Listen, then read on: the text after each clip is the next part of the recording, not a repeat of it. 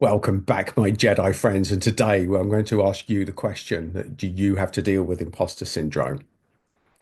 Now, I would say that anyone that is empathic, highly sensitive, a good person, if you care what other people think, if you fall into that category, any of those, then the answer is yes. You have suffered imposter syndrome at some stage in your life. If not now, you've had it. And the reason that you've had it is because you care what other people think, which is a gift and a curse.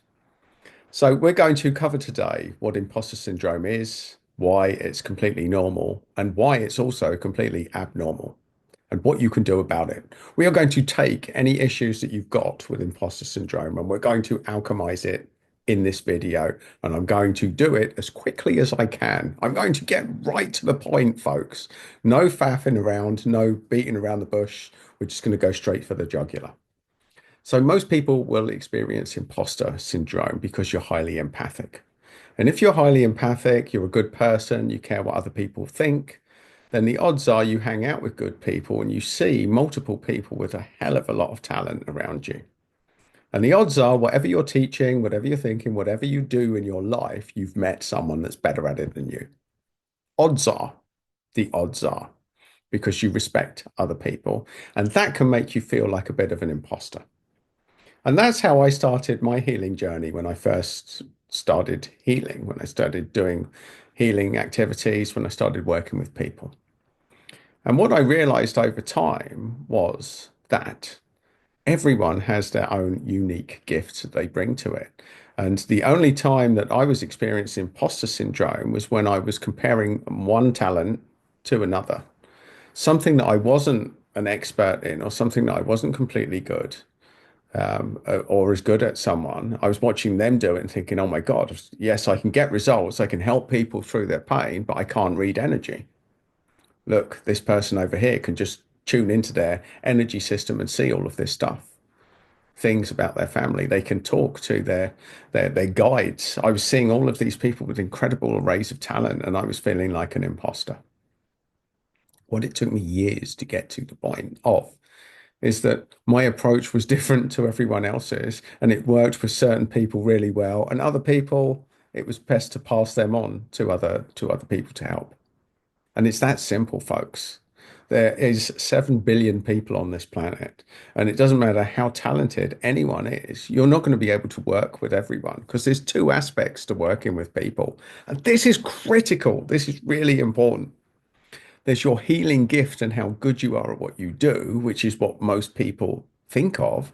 And this is where the imposter syndrome usually comparison. You're comparing yourself with other people. But there's this part which is just as important.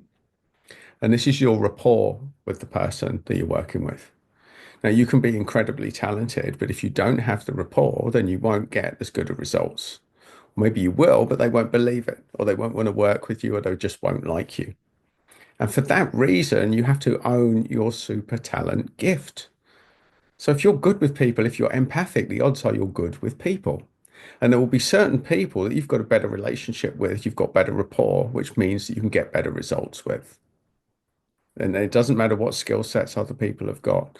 And what this is the equivalent of, folks, if every healer is a superhero, this is a little bit like Superman going to therapy to lie on a couch to complain because he's just seen Spider-Man and seen this incredible web spinning thing that he does, and Superman can't spin webs.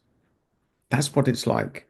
Imposter syndrome for the average empath is a little bit like that, comparing superhero gifts or Spider-Man getting depressed because just met the Invisible Man, or not, as the case may be. You know, just thought they met the Invisible Man. Heard the voices, folks. Maybe he's schizophrenic. Who knows? That could be a completely wacky chain of thought there, folks, but you get the point. Different people comparing different skills.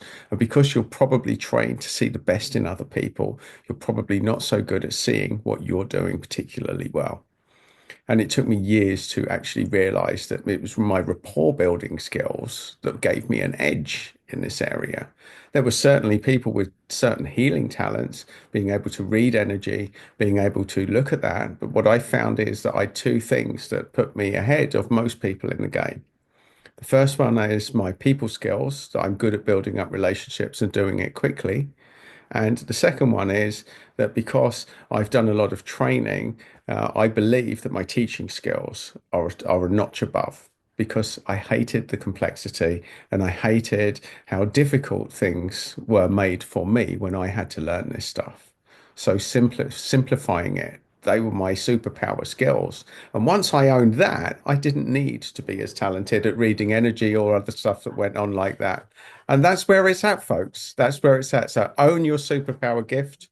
And that is where it's at. When you get that right, everything else falls into place. So, my Jedi friends, you will own your superpower skill and you will go out and shine the light.